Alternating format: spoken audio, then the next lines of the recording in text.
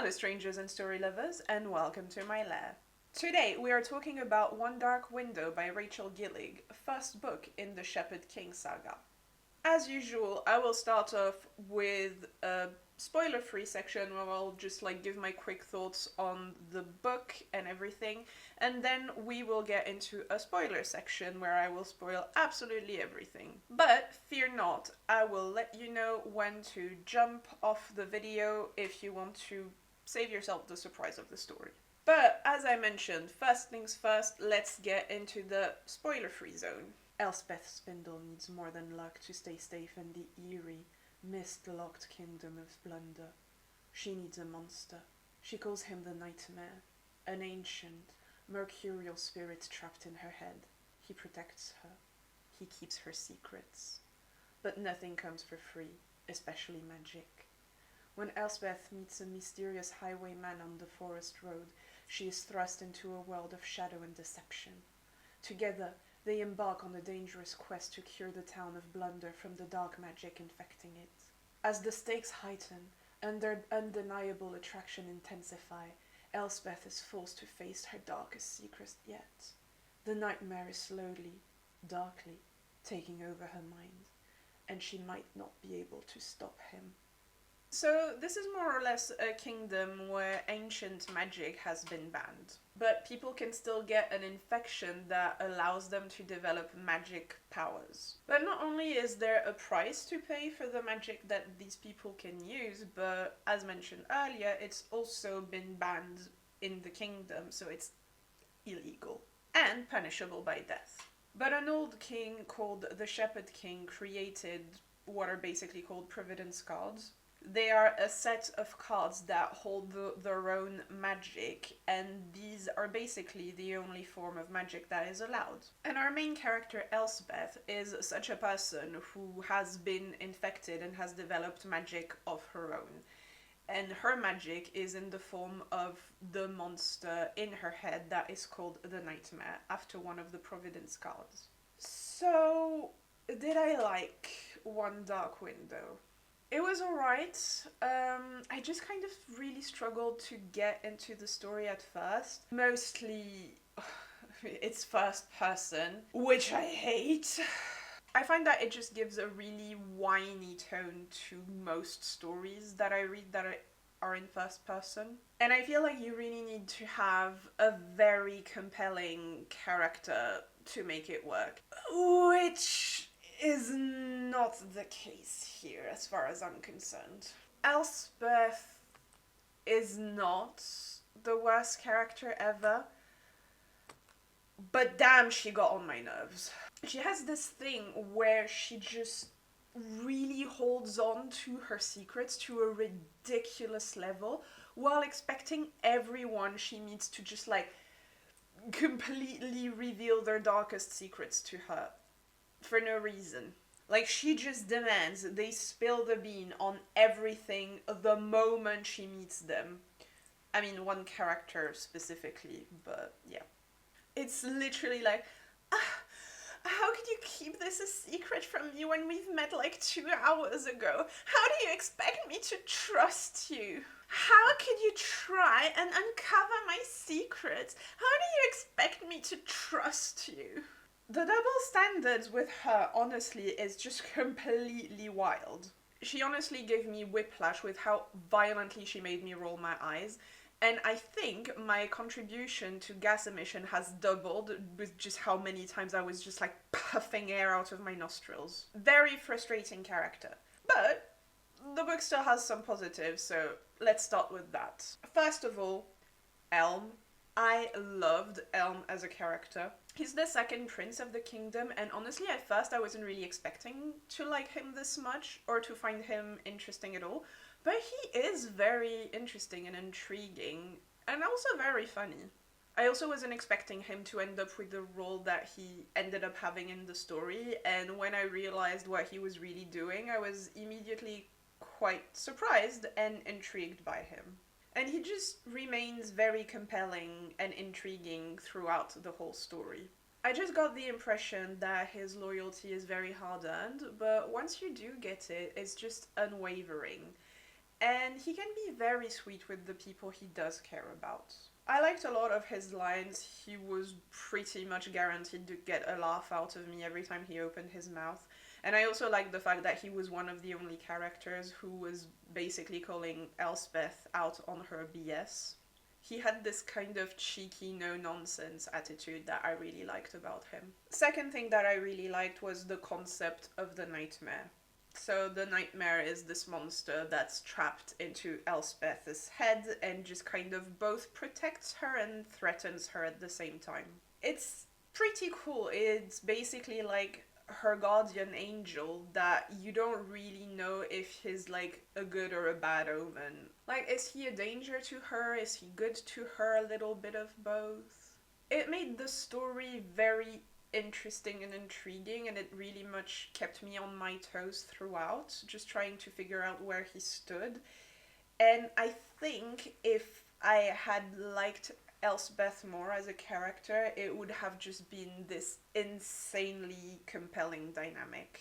Third thing that I really liked about the book is basically most of the characters. I did separate Elm from them because I think he's just on a completely other level, but the other ones were mostly fine as well. Because yeah, at the end of the day, I liked most of the secondary characters, and I was invested in what would happen to them. And the last thing I kind of liked was the plot. Not necessarily the whole world concept with like the Providence cards and the infection and everything, but just like the natural flow of the story, if that makes sense. Just like the natural evolution of the plot and the twists and turns throughout. It just made for an overall enjoyable read. But I'm afraid that's it for the positives, so let's talk about the negatives. And of course I need to start with Elspeth. She is just one of the main reasons why I struggled to get into the story in the first place. She's not even that bad as a whole, she's just like kind of okay. But it's just, there were a few things about her that really got on my nerves, and it was just so overwhelmingly constant in the story that it was really hard for me to actually like her, because she was just so frustrating. This thing where she just expects everyone to spill their darkest secrets and gets mad at them for not doing it straight away, while being so secretive about her own secret. Insane. Insanely frustrating. Infuriating. The thing is, if other people just naturally trusted her and felt like revealing their secrets to her while she didn't feel like reciprocating, I would be fine with it. It's just the fact that she demands it, and she really gets pissy about people not doing it. She really just asks them like, oh, how do you expect me to trust you now that you've lied to me? And it's like, you keep lying to them. She literally spends some time like sulking and being a brat because someone hasn't admitted to her that they're committing treason within having met her for like a day. Why do you expect them to like just reveal something that insane within one day of meeting you? Like, in which world do you live in? And of course she's barely called out on it. And then she just like whines and moans and just like has these breakdowns about, oh my god, I can't let them know this secret about me. And it's just like, do you hear yourself? You literally just had a meltdown because someone didn't tell you their darkest secret after meeting you 2 hours ago. Why do you think people owe you the world while you owe them nothing? She also has a little bit of a tendency to run away crying whenever something mildly upsetting happens, and sometimes I just kind of want to take her shoulders and like tell her to grow up. And then she'll just start being overly confrontational with her love interest for no reason. The guy has done nothing but accommodate her every whim, but she's just still gonna be a brat about it. She reacts to him like they have this very tense relationship when they really don't, and it just feels like it's just there because like bratty FMC are just so popular. But you need to have a reason for them to be bratty for it to work, because here she just seems like she's being confrontational with a guy who has just been unrealistically patient with her. But yeah, I'm gonna try to keep my venting to a minimum if I at all can. That happens sometimes. It's like overly lyricy about what they're saying. It's like they're just suddenly going to start being very poetic and speak in rhyme about something. It just never really feels natural. It's like this stories and legend kind of tone, but it just took me out of the scene every time it happened, because the nightmare does that a lot, and I assume it's just kind of to show his difference and just how out of the world he is and ancient and mysterious. But personally, I just didn't really care for it. It just made him sound a little bit pretentious, especially because it just would come out of absolutely nowhere, where he would have a normal conversation and then suddenly he would just get poetic and mysterious, and yeah, it felt just a little bit artificial to me. Yeah, it took me out of the story, and I didn't feel like, oh, mysterious, wise person. I just got emo teenager thinking he's cool for quoting Hamlet vibe or something. And the last thing that I didn't really care about in the book was the bad guy. Not gonna get into too much detail here, but yeah, I just didn't like him, and I found him difficult to take seriously. He was just not very compelling as far as I'm concerned. And when you don't like either the villain and the main character of a story, it can get really complicated to get invested at all. So I think that really much impacted my appreciation of the book overall. But I found the other characters enjoyable enough that I still overall enjoyed the book. So yeah, that has to stand for something. So I suppose if you don't find Elspeth as insufferable as I did, maybe this is one of the best book ever to you. I found her absolutely unbearable, so it just really impacted my appreciation of the whole book. But yeah, I think that's pretty much all I can say without spoiling, so let's just get into the spoiler zone. So you are now walking into the spoiler zone, so if you have any interest in reading the book and you want to keep the surprises of the plot, just leave now, but leave a like, it really helps, and just come back once you're done and see if we agree. So the story starts with a scene in the past, 11 years before the story, where Elspeth has to run away from the physicians and the destriers, I think, who are people who are supposed to like capture infected people or people with magic. For you see, Elspeth has magic in the form of a weird voice that talks to her in her head. A mysterious creature with yellow eyes whom she calls the Nightmare. The Nightmare saves her from the physicians and the destriers, and after that we make a time jump into present day where Elspeth is now 20. Her mother is dead and her father remarried with a nasty woman who hates her and who is called Miriam. So yes, pretty much like Cinderella. And Elspeth's go-to move when dealing with Miriam is apparently to run away crying. His father had twins with the nasty lady, and following that, or something else, I can't really remember, Elspeth is forced to move out of her family house, and she now lives with her uncle and aunt and cousins. And she particularly gets along with her cousin Ione.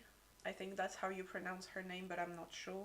Her cousin Ione, whom Elspeth kindly describes as having yellow hair. Ouch. Thanks, Elspeth. I guess that is one way to refer to someone being blonde. Anyway, we learn that Elspeth's family is aware of her infection, but they assume she has no magic because there's no real obvious signs of it. It's just a voice in her head, so they think it's just fine to keep her infection a secret, despite her father being the former captain of the Destrier, which is like this royal guard thingy whose job it is to like get rid of infected people who have magic. So I'll just start by saying that I found it really difficult at first to understand what is really going on with the story. There is some world building, but maybe I'm just an idiot, but it really took me some time to like catch up on everything that's going on. There is some world building on the Providence cards that were created by the Shepherd King using the magic of the spirit of the woods. And there's this infection that if you catch it, you will develop magical powers that are banned, and the only form of magic that is allowed is these Providence cards. I think there are like 78 in total, and there are multiple sets of different cards. There are 12 different cards in total and multiple exemplars of it. Except for the Twin Alders, that is completely unique. There is only one version of it. And apparently whoever gathers the 12 cards and sacrifices infected blood will be able to cure the infected and just get rid of the mist that exists in this land and lures people into the woods and loses them there forever. So naturally, King Rowan, the king of this country who hates magic, really wants to do that. But anyway, back to Elspeth. She gets attacked while sulking away from point A to point B by two highwaymen who ask her about her uncle's card collections. But she asks the nightmare to take control of her body and just like gives the two highwaymen a good old kick in the butt and she runs away.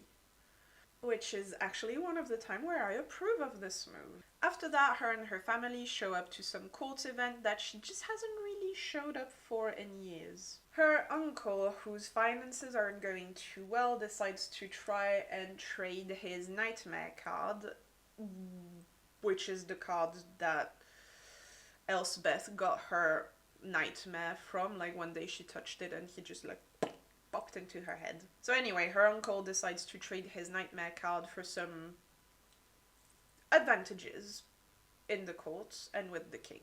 Because it turns out that the nightmare card is a very rare one, there are only two in existence, and it just so happens that King Rowan doesn't yet have one, so he is very interested in that nightmare card. And so the whole family goes to this event where the uncle hopes to trade his card, and at a dinner, Elspeth is seated next to a man called Emery Yu, who immediately makes her very uncomfortable on account of his being very drunk.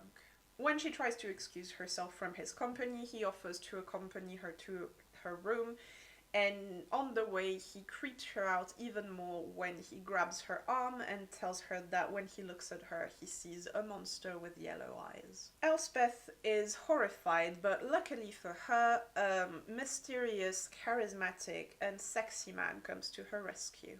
Ravyn, Emery's brother, and also the captain of the Destrier, so the guy is supposed to hunt down infected people. He helps her and tells his brother to leave her alone before escorting her back to her room mysteriously. And she acts like a brick throughout this whole scene, not even really thanking him for helping her because she's tired. I might have thanked him for whatever gallantry he'd displayed, but the wine had turned sour in my stomach, and the incident in the stairwell had left me drained. At some point, Elspeth sees her cousin with a strange pink glow in her pocket, which at first really confused me, and I don't know if it's again because I'm super slow, but apparently Elspeth can see Providence cards in the shape of like this really eerie colored glow around the cards. Like she can basically see the aura of Providence cards. An ability given to her by the nightmare in her head. And that pink glow belongs to the Maiden card, which is a card that gives immense beauty to its holder. But each card has a price for the user to pay to use the card, and the maiden card's cost is that the personality of the user will become like very cold. Oh no, not Ione, who's been described as having a very sunny disposition and laughs a lot.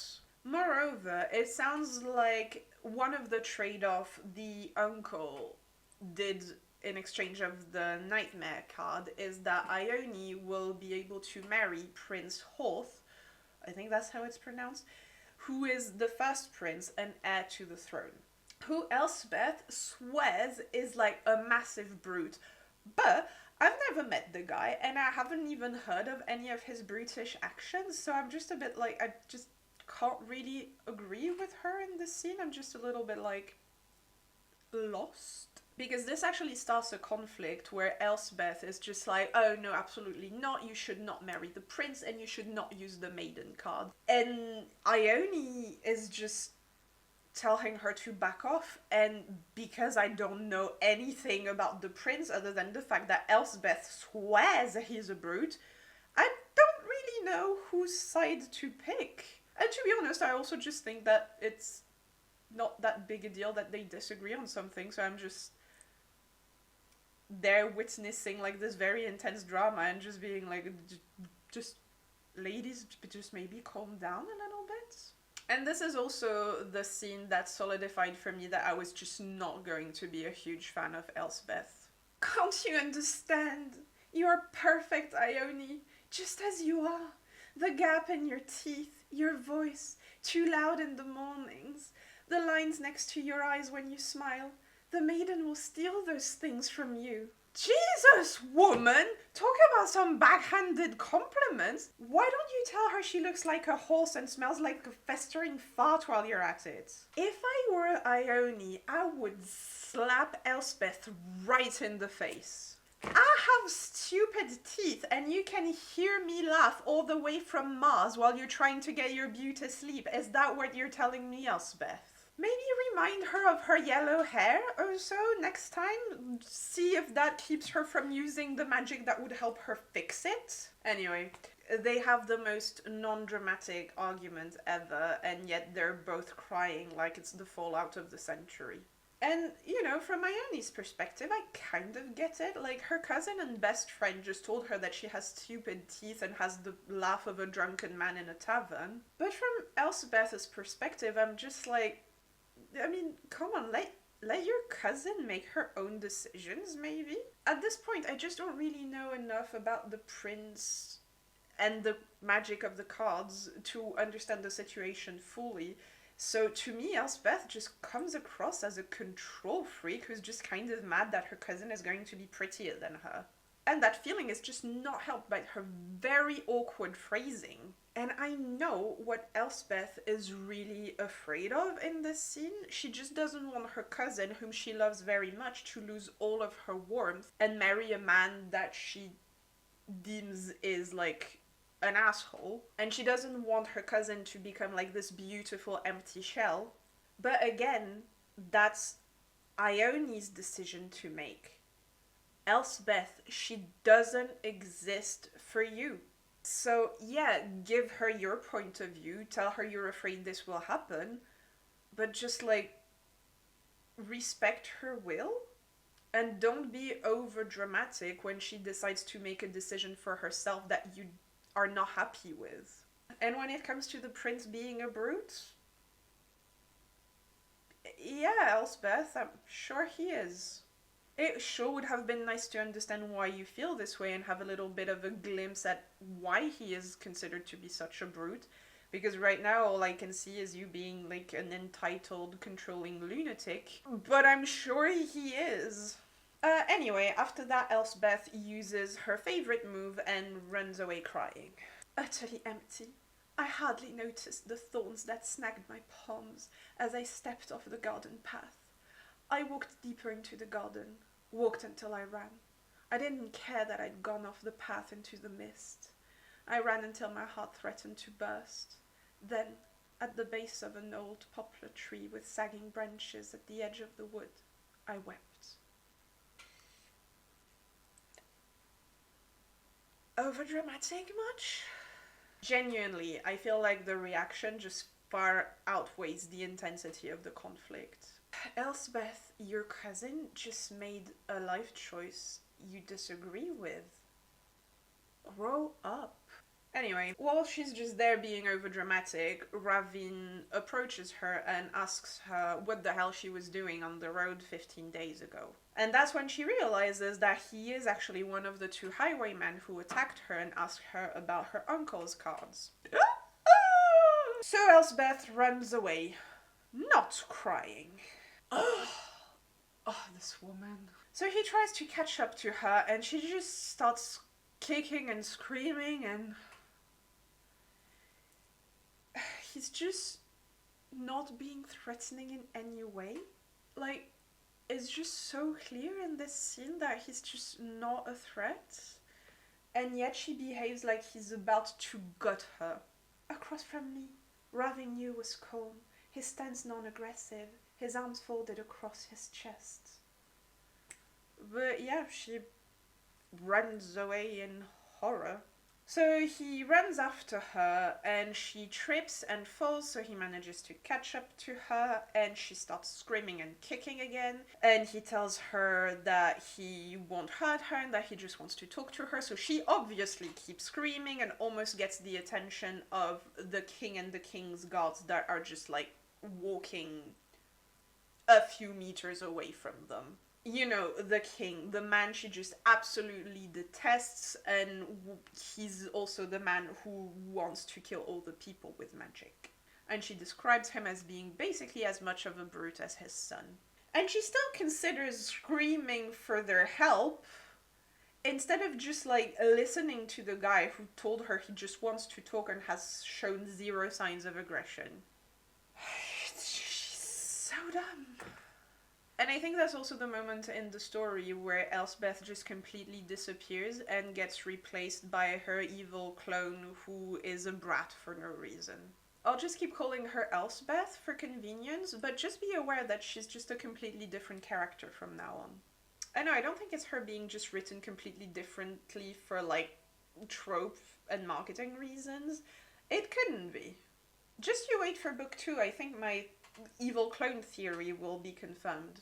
So, yeah, Elspeth too is now a brat who is needlessly antagonistic with everyone, but specifically with Ravyn, for no reason whatsoever.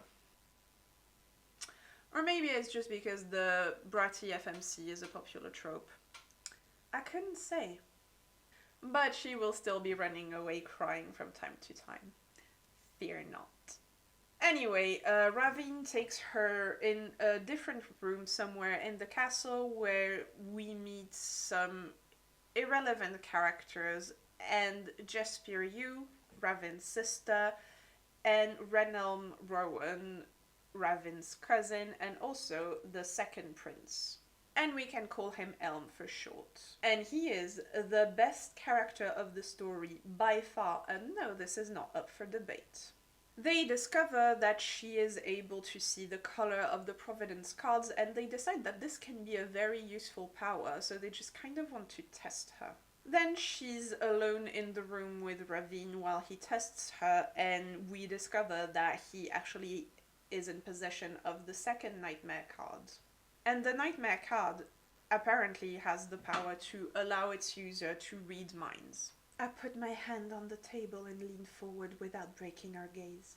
You must swear, Captain, no matter the circumstances, you will never use that Nightmare card on me again. Well done, you idiot. Now he absolutely knows you have something to hide. And damn, she is lucky that Ravyn has the patience of a saint. And then there's another dinner scene where we're treated to a very weird line. My dress hugged me tightly, and for a moment I held perfectly still, lulled by the soft fabric, lost in thought. Elspeth, if you need a hug, hug something.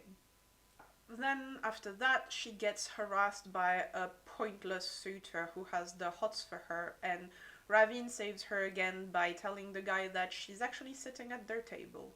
And she decides to again be a brat for no reason because someone somewhere thinks it's hot. I mean, because the animosity between them is just so well established. Ravyn cocked a brow. Do you have something against Destrier, Miss Spindle? Not all of them. I searched his face. When I noted the bruise along his cheekbone, where I'd kicked him earlier, a small smile of my own slid across my mouth. But most. And I don't know if it's because we're supposed to find this hot, or if it's to establish Elspeth like as a strong, independent woman. But I would argue not having her run away crying every 5 minutes would do the trick as well. My family is over there, Ravyn said, gesturing to the table. If you were earnest about sitting with me. I glanced at him, my voice colder than I'd intended. I suppose I don't have much choice in the matter. What has this man done to you? Seriously, why does she dislike him so much? I like enemies to lovers as much as the next gal, but you have zero reason to be so confrontational with him. Other than the fact that he is the captain of the Destrier, he has been nothing but cordial and kind to her. So her being cold and antagonistic is not hot or sexy, it's just obnoxious. Anyway, they go sit at their table, and on that note, Ione enters the room without her stupid teeth, and I assume laughing at a normal volume. She is more stunning than ever before, so clearly she has been using the maiden card. The sight of her filled me with dread. Tears pricked my eyes. Her new beauty so great it had already begun to erode my memory of her previous self. The kind, soft features of my cousin's former face. Her lips were fuller, and when she smiled, the gap in her teeth was gone. Her hair, richly golden, was longer, shinier, and flowed, both weightless and heavy, like a waterfall down her back. Her lashes were long and her nose delicately narrowed. Her hazel eyes shone with a strange, ethereal vibrancy. When she peered down the table, I forced myself to look away. It was still Ione, but also a stranger. I'm sorry, this just reads jealous to me. But this moment also triggers Elspeth to realize that if her uncle was able to trade his nightmare card with the king, that means that Ravyn hasn't told the king about his own nightmare card. I turned to Ravyn, emboldened. You must tell me everything. He raised a brow, glaring down his long nose at me. There are things I have to do. You want my magic? I said, cutting off the captain of the Destrier. Call your council. I want the truth. Now. The audacity of this bitch. And I assume after demanding the truth, you're gonna tell him the truth you've been hiding, Elspeth. No? Convenient that. After that, Elspeth decides to confirm my theory that she is as dumb as a butter knife when she starts talking to the nightmare again. Be quiet. Be shrewd. He can't hear your thoughts lest he focus on you. What makes you so certain? I demanded. His laugh rumbled in the dark. I know a few things about Providence cards, my dear. I doubt that. He said nothing, awaited quiet. Even his silence felt like a game. And like most games I played with the nightmare, I was bound to lose. Do you actually know about the cards? I asked. He has a power that helps him see the aura of the Providence cards. Why do you assume he doesn't know a few things about them? He was literally trapped in one of the cards when you found him.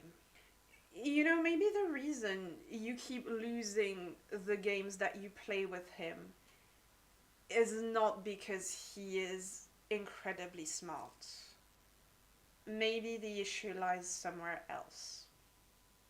Anyway, Ravyn calls this mysterious council that he needs to gather before making sure he can trust Elspeth. And the council is basically his mum, his dad, his sister, and his cousin, which is quite badass. The council is also what I'm gonna call my next family dinner.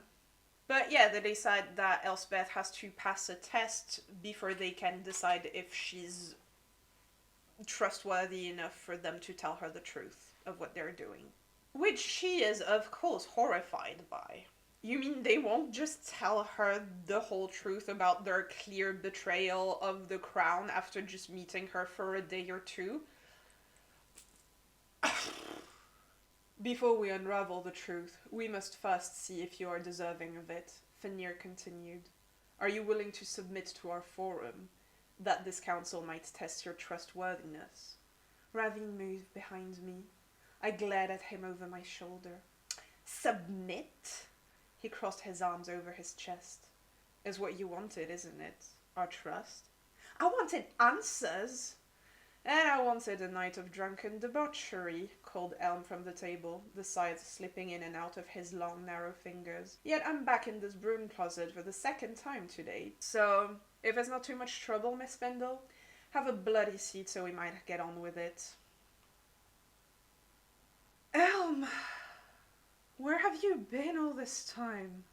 Anyway, the test is basically that Elm will use his scythe card on her. The scythe card's power is basically that you can bend someone else to your own will and get them to do whatever you want. So, to test the scythe's grip on her, he makes her slap herself a few times. Thanks, Elm. The nightmare then helps her by breaking the mind control of the scythe's card on her without nobody else realizing. Because while, again, she demands to know everybody's secret, we wouldn't want her to expose her own. And she really, really, really needs to keep the fact that she hears the nightmare's voice in her head a secret for a reason that I still haven't figured out. So the council, aka Ravyn's family, reveal to her their secret, that they're basically committing treason against the crown by trying to gather all the providence cards before the king and to prevent the king from gathering his own providence cards if possible. Why?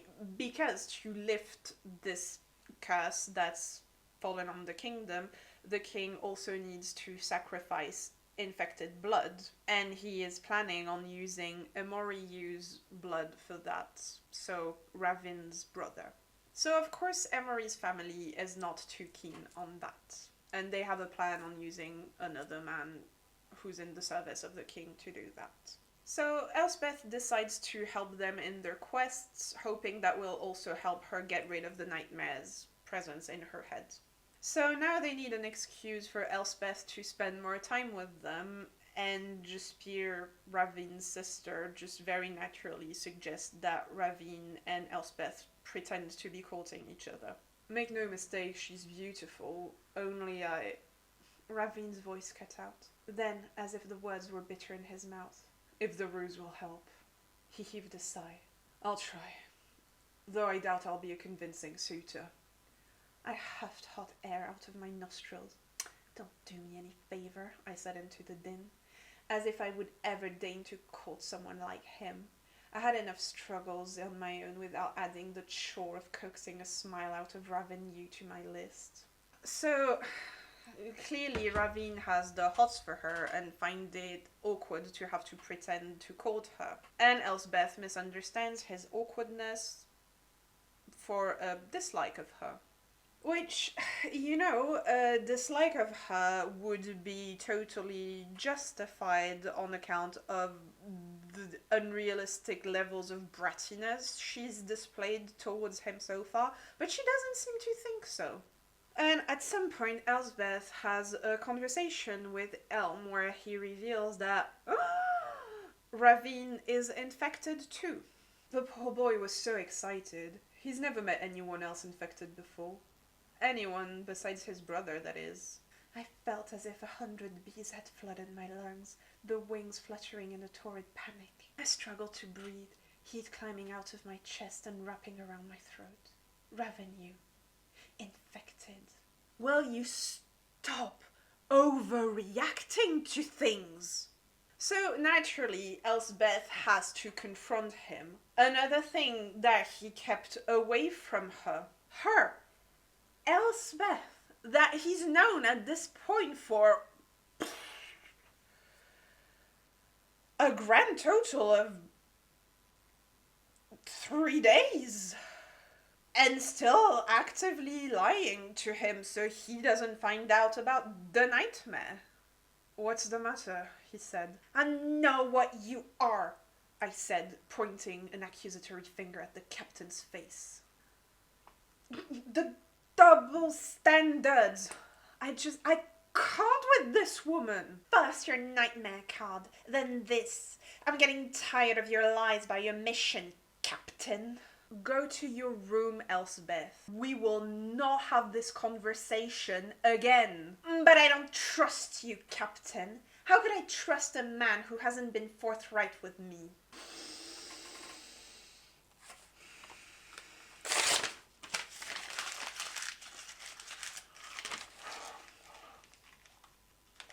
I'd call an admission of treason exceptionally forthright for one day, Miss Spindle. Yes! Yes! Yes, of course it is! What does this bitch need? Which perhaps was why Ravyn enraged me so deeply. It was easier to hate him for being secretive and dishonest than admitting I hated myself for the same reasons. But I could not tell him that. I could hardly say it to myself. So you know you're having massive double standards here, and you just keep doing it. Oh, if you realize it, then maybe just let go. Accept the fact that he has a right not to vomit all of his secrets on your lap the second you meet him. Just like you have a right not to. This woman, I swear. Anyway. The whole crew decides to steal a card from some dude somewhere disguised as highwaymen. Prince Hoth is apparently amongst the people they are robbing, and things just go tits up, and at some point Prince Hoth ends up breaking Elspeth's arms. Just one, actually. So she gets a bandage, and the next day Ione visits Castle U with her fiancé, Prince Hoth. Awkward. So the situation is tense to say the least, especially when Ione almost immediately notices the bandage on Elspeth's arm.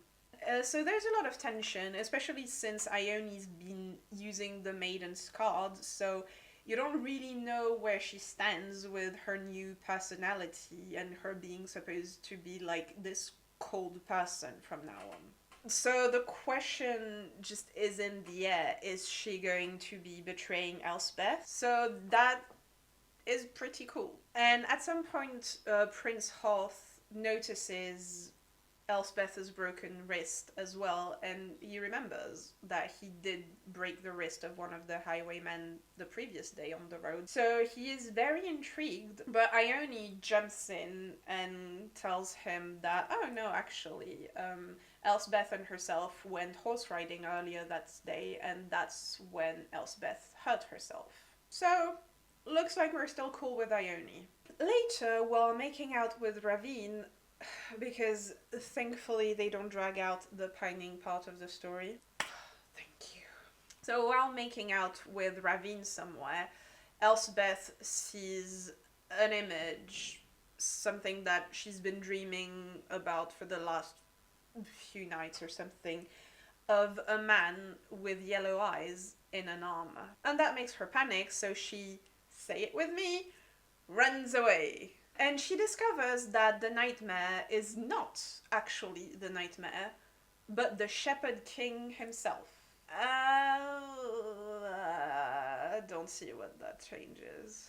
Also, I don't care. Also, she keeps calling him the nightmare afterwards anyway. Also, I really don't care. It's my payment, I said, filled with biting clarity. Every time I ask for your help, you grow stronger and I'm losing control. I told you, child, he said. Nothing is free. Nothing is safe. Magic always comes at a cost. But I didn't realize that meant you were taking control of my body. My mind. Ah, so that's what it changes. Yeah, I still don't care. At some point, Prince Hoth gathers Elspeth, Ione, Ravyn, Jespyr, and Elm to play a game of Truth or Dare. Except it's more Truth or Truth, and everyone has drunk from the chalice unknowingly. And the chalice is basically like a truth serum, so they can't lie. And considering more than half of the people at the table have committed treason, the scene is kinda tense. It's quite a cool scene where a lot of the characters' dynamic are a bit revealed. Like, you see that Hoth and Ravyn don't like each other. Like, I mean, that was already kind of shown before, but you kind of explore this dynamic a bit more and realize that Hoth is very jealous of Ravyn. You realize that Elm and Hoth really don't like each other, and you also realize that Ione and Hoth are not a happy couple. It's clear that they deeply dislike each other, and it's also revealed that Hoth cheated on Ione. Already, the man wastes no time. So not a great relationship, to say the least. The tension reaches its climax when we get to Elspeth's turn and Prince Hoth asks her how she broke her arm. And remember, she cannot lie. So she starts panicking, and Ravyn tries to calm her down by using his nightmare card to get into her mind. So she double panics because he cannot know her secret. Anyway, Elspeth resists the chalice so hard that she develops poisoning from it.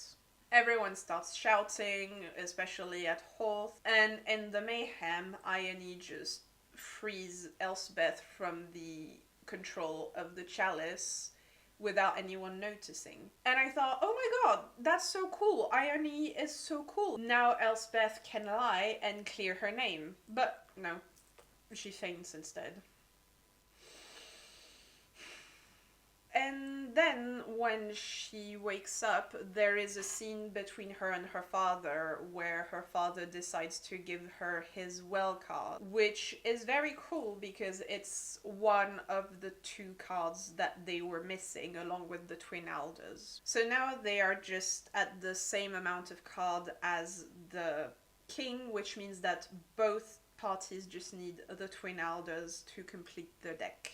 So that's cool.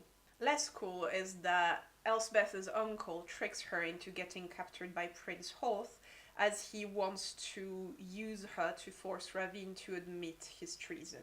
So Elspeth unleashes the nightmare one final time to protect Ravyn, but unfortunately she loses herself in the process and just gives complete control to the nightmare of her body because that was the cost of her magic all along. So the nightmare consumes her completely and Elspeth disappears. So she attacks Prince Hoth and mauls him brutally. And then Ravyn arrives in the room in a panic, but it's too late. Elspeth is gone and only the Shepherd King remains. And the Shepherd King in Elspeth's body decides to take full responsibility of the acts of treason, and when he talks to the king, pretends that this treason was done completely on his own, so he basically clear Ravyn, Jespyr, Elm, and the rest of the crew, completely clears their name off it, which is very nice of him. Even better, he offers for the king to use Elspeth's infected blood instead of Amori's, hence sparing Amori's life. And even better than that, he offers to reveal the location of the Twin Elders card. So, honestly, all's well that ends well. Wait, what? Elspeth is dead? Um, yeah, what's your point? But yeah, that's it for the story. Now let's talk about the characters. First, let's start with our main character, Elspeth. She's insufferable. I think I've already said most of the things that I think about her that really annoyed me about her, and I just got it off my chest, so I'm gonna try not to spend too much time on her. She just starts off as this weak little thing who just runs away crying all the time, especially as soon as there is like a confrontation. But then the second she meets Ravyn, it's like someone flicks a switch and she just becomes this overly confrontational brat who just keeps poking at him for no reason. And again, I swear, this guy is nothing but nice and accommodating to her, and she's just turning into this cold, obnoxious, bratty bitch towards him for no reason. The craziness of her double standards was just so wild. Like, I haven't even read all the quotes of how many times she just complains that Ravyn is not telling her all of his secrets within a day of meeting her. She's just always bitching and complaining about how not straightforward and how dishonest he's being with her, when the man admitted to treason within a day of meeting her.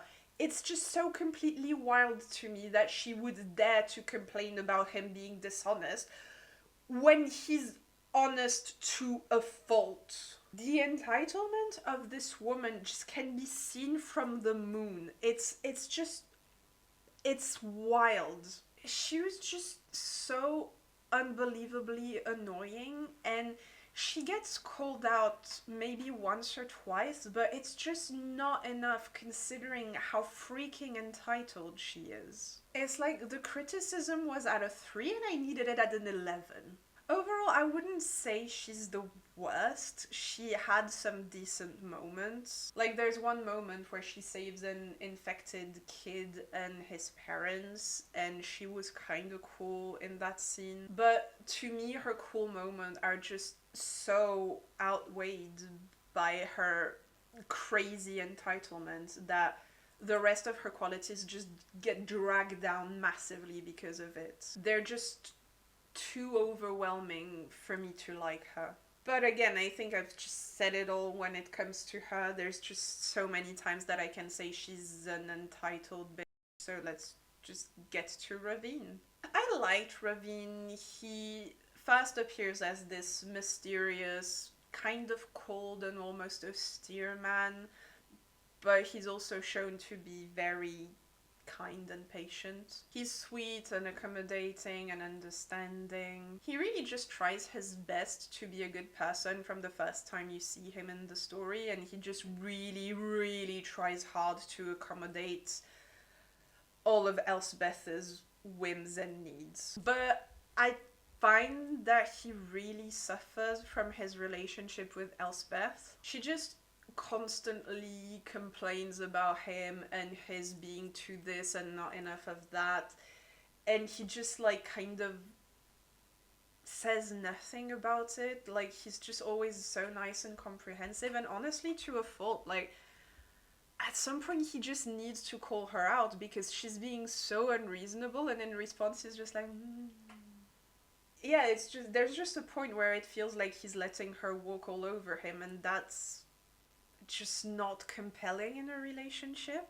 Honestly, I don't want to dig too deep into that because I'm just not the right person to comment on this, I would say, but it almost feels kind of abusive sometimes. She expects everything out of him, all of his secrets, immediately. She just like nags him if he doesn't say something straight away, but then she just also doesn't reciprocate, and when he tries to get more information from her, she just like lashes out at him, being like, how dare you trying to know my secret, tell me all of yours. And she's also just needlessly mean to him all the time, while he is nothing but kind and understanding.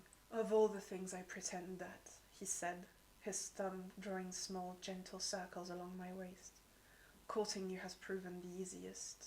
His elusiveness infuriated me, but as soon as it came, the fury was gone, leaving behind hot embers that burned low in my stomach.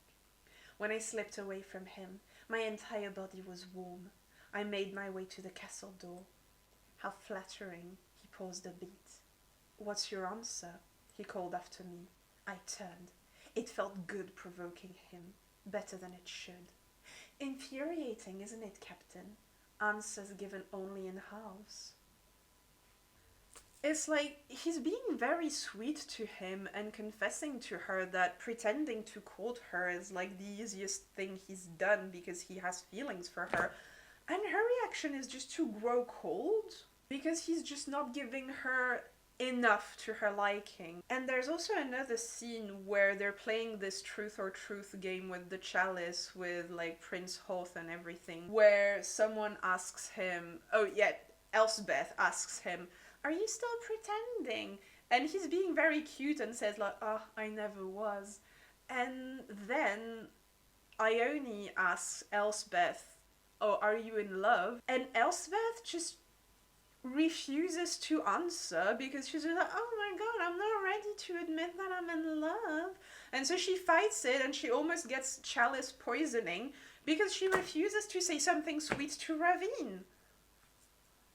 It's just like, in an attempt to make the male protagonist feel non-toxic and the female appear like more strong and independent or something, they just completely made a toxic relationship where she is the toxic one and he is the poor person trapped in an abusive relationship.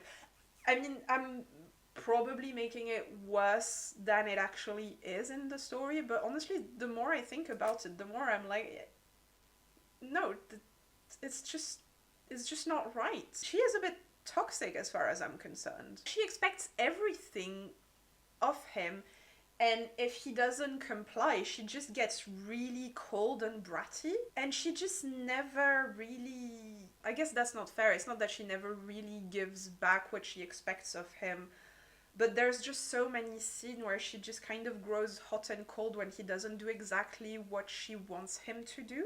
And at the end, he even apologizes for reading her mind when he wanted to, like, calm her down in the chalice scene. And he tells her that she was well within her rights to want to keep her secrets. And yeah, she is within her rights to want to keep her secrets, but so is he, and she never extends him that courtesy, and she never gets called out on it. Like, he never tells her, it would have been nice of you to, like, extend that courtesy to me. He never calls her out on it. It's like he respects her boundaries. She respects none of his, and she's never been shown to be in the wrong for it. Hell, when she confronts him, it's like he almost has to justify why he didn't say it earlier. I swear, if this was a modern romance, Elspeth would have a tracker on Ravyn's phone and then would throw a tantrum when he asks her what she had for dinner, and she would accuse him of being too controlling for wanting to know that about her. Don't get me wrong, they have some moments where they are cute when she stops being an insufferable brat, but I think the damage was already done for me at this point, so I just could not ship it. I just could not be behind this couple. And also, you know, like, toxic couples do have sweet moments as well, so that doesn't really clear her in my book. But yeah, honestly, the more I think about it, the less I like them as a couple. Like, he's fine. Nothing against him, if anything, I feel sorry for him. But yeah, let's move on to Jespyr now, Ravyn's sister. She was kind of nice, but also kind of neutral to me. She's the only woman in the destrier, I think, which kind of gave her a few bonus points in my book, because like I keep saying, I do love me a badass babe. She's nice and supportive, and she can be kind of funny sometimes, but I think she's just a bit too excited about Ravyn and Elspeth's romance to my liking. Don't ship your brother's relationship, maybe? It's weird. She's the one who suggested the false courting situation to begin with, and she just seemed to be a bit too much into the idea. She seemed to already know that Ravyn had the hots for Elspeth, and she just kind of wanted to tease him about it. Which I guess you can argue was just to be a little bit of a brat and teasing him about it. But I don't know, there was just something about her that felt a bit too enthusiastic about playing matchmaker for her brother. But, I mean, it's not... nothing bad comes out of it, it's just I was a bit like, oh my god. Chill. Anyway, she was fine, but I'm kind of neutral about her. Next. Let's talk about Elm now. Elm is the absolute best. He's funny, he's witty. He sometimes puts Elspeth back in her place and gives her a hard time, which she desperately needs more of. I just liked his humor. He really did make me cackle a few times.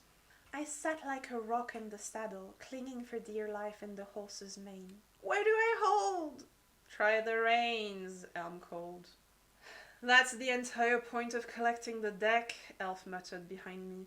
Or did you imagine we were committing treason for a laugh? But I also liked his caring nature. When he arrives the first time at the treason council, I was just immediately intrigued because you do see him a few times before that and you just kind of assume that he's like just as bad as his brother, and because Elspeth always describes them as being kind of similar, like these two brutish prince. And when you see him the first time, he's just kind of antagonistic towards Elspeth, so it seems to kind of confirm what she's been saying. But then you see him at this treason committee that's basically plotting against the crown, so it's just like, oh, what is this about? And it's immediately intriguing because you just assume that he's going to be a bad guy like his brother and his father. And so him being there with Team Ravyn is just like, intriguing. Where does this man stand? Like, yeah, he's the second prince. Why would he betray his father and his brother? But it's pretty simple, actually, because he prefers his cousins, and his brother and father just want to sacrifice Emory to achieve their goal, and he's just like, no.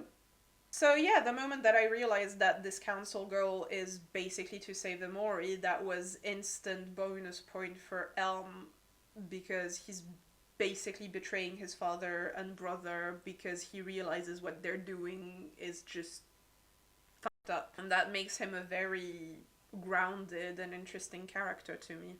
There were also a few scenes that were quite heartwarming that shows that he seems to genuinely care for his cousin Emory. And because he's often portrayed from Elspeth's perspective, with whom he's just kind of brash and sassy all the time, when he's not being straight up kinda mean, it's just really refreshing to see the scene with him and Emory and him showing a more caring nature.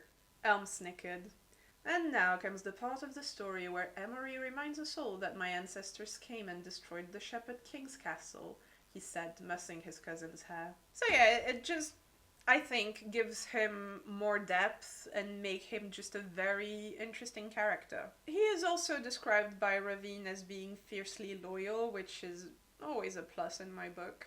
So yeah, to me he is by far the most interesting and compelling character, and I'm really curious to see what's going to happen to him in book 2. I assume he'll eventually come around and get to like Elspeth, which I'm not looking forward to, but it is what it is. Let's talk about Ione now. Ione was alright. I think I liked her better after she started using the Maiden's Card. I didn't feel like she was growing cold like Elspeth said she would. To me, it felt more like she was becoming more confident, which made Elspeth's reaction at the beginning of the book feel even more like jealousy to me. But yeah, let's stop talking about her. So I don't know, maybe Ione's downfall is going to come later on in book 2, where she starts using the card too much and that's where she actually becomes cold. I don't know. We'll see. I have a feeling that there is some attraction between her and Elm. So I don't know, I guess we'll have to see which direction her story takes. I'm not opposed to her and Helm being together on principle, so I guess we'll also have to see where that goes. I do like the tenseness that comes in some of the scenes where you don't really know where she stands. Like, is she going to betray Elspeth to protect her position on the throne, or is she going to be loyal to Elspeth because she's her cousin and best friend? Yeah, this uncertainty behind the maiden card and how it affects her personality is just it's interesting, and it creates some nice moments of tension. After she starts using the maiden card, Elspeth just starts looking at her a bit like a stranger, which, all in all, if you think about it, is actually quite sad. Because in the end, Ione's actions still show a lot of care for Elspeth. Like, she lied to Hoth for her, claiming that they were together when Elspeth broke her wrist, and then she freed her from the chalice. So, with her action, Ione shows a lot of care still for Elspeth, who's just like, oh my god, she's using the maiden card, so she's basically a stranger to me now. So, yeah, again, Elspeth feels very unreasonable to see Ione this way at this point. Maybe that will change at some point in book 2, but yeah, so far I'm just like, well, you're just again being kind of unreasonable, which results in you being a bit cruel to someone who's quite nice to you. But again, we'll have to see where this all goes. Decently hyped. But I feel like I've rambled enough about the story as it is, so I think let's wrap this up. All in all, I am pretty curious about book 2. I assume Elspeth will be back, and I hope she will be less infuriating if she is, because I think if I keep rolling my eye at the space, they will fall out of their sockets. But anyway, that's it for One Dark Window. Leave a like if you like the video, subscribe if you want to see more of my face. Thanks for tuning in, and continue to enjoy stories.